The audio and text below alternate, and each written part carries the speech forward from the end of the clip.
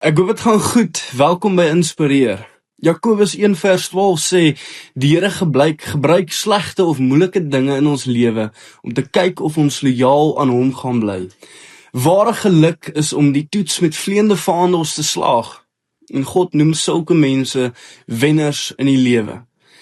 Nou ek weet nie van jou nie, maar party dae voel letterlik soos oorlog. Ek meen, jy probeer jou bes, jy doen wat reg is, jy trap in jou spoor, jy bly loyaal, maar nog steeds voel dit asof alles teen jou is. En dalk wonder jy vandag hoekom? Hoekom voel ek so moeg? Hoekom voel ek so alleen? Hoekom voel ek so onderdruk? Die Bybel sê in Jakobus 1 vers 12 dat God gebruik moeilike tye nie om jou te breek nie, maar om sy liefde vir jou te wys. En ware geluk is nie wanneer alles perfek is nie. Dit is wanneer jy bly staan al voel alles skeef.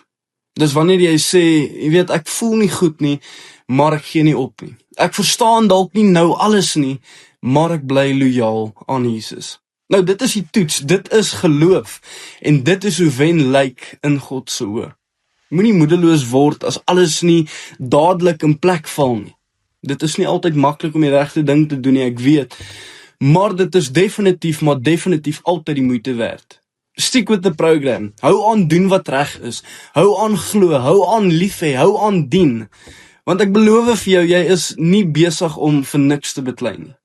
En onthou dit vandag, jy is nie 'n verlorer of 'n loser of wat ook al nie, jy is nie vasgevang nie, jy is nie agter nie, jy is reeds 'n wenner. Nie omdat alles perfek en reg is nie, maar omdat jy nog steeds kies om getrou te wees aan God.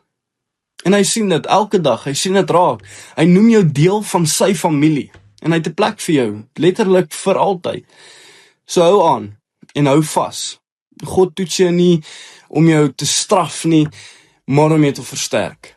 En ek beloof jou, jy is op pad ergens heen. Ek hoop jy het 'n fantastiese naweek, en dan gesels ons weer. Lekker dag.